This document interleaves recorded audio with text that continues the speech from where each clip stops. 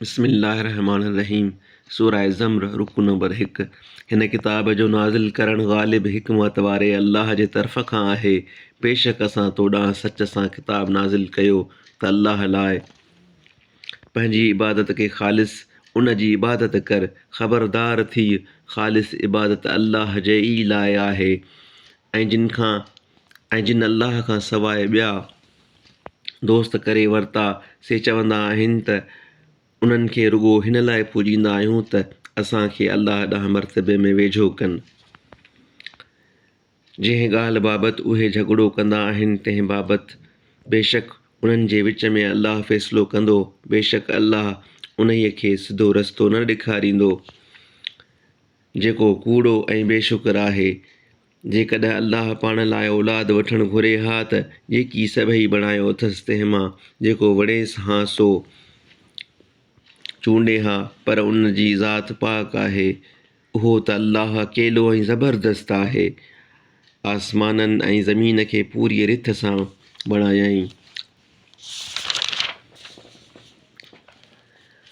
राति खे ॾींहं ते लपेटींदो आहे ऐं ॾींहं खे राति ते लपेटींदो आहे ऐं सिज ऐं चंड खे ताबे कयई।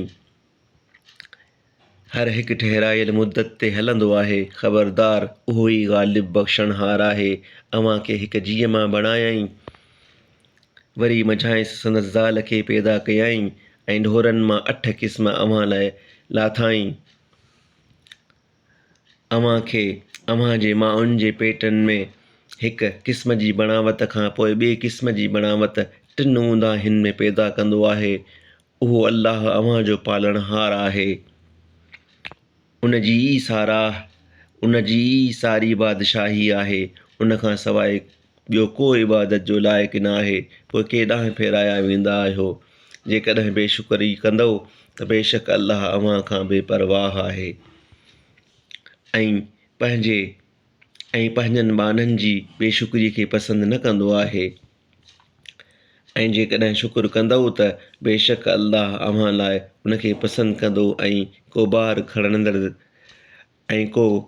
खणंदड़ ॿिए जो बार न खणंदो। वरी अव्हां जो मोटणु पंहिंजे पालणहार ॾांहुं आहे।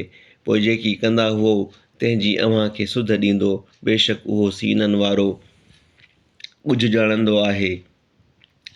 ॼाणंदड़ आहे।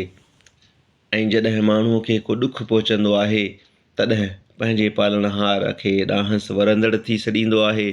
वरी जॾहिं पाण वटां खेसि का नेमत बख़्शींदो आहे तॾहिं जंहिं मतिलब लाइ अॻु सॾींदो हो तंहिंखे विसारींदो आहे ऐं अल्लाह लाइ शरीक मुक़ररु कंदो आहे त संदसि वाट खां माण्हुनि खे भुलाए।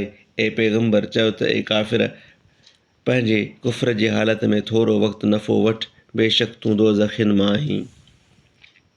भला जेको राति जे वक़्तनि में सजदो कंदड़ ऐं ॿी इबादत कंदड़ आहे, आख़िरत जे अज़ाब खां ॾुजंदो आहे ऐं पंहिंजे पालणहार जी रहमत जी उमीद रखंदड़ आहे, सो भलो आहे या उहो बेशुक्र मुशरिक। ऐं पैगंबर चयो त सम्झ वारा ऐं बेसम्झ पाण में बराबरि थींदा छा? ध्यान वारा ई नसीहत वठंदा आहिनि।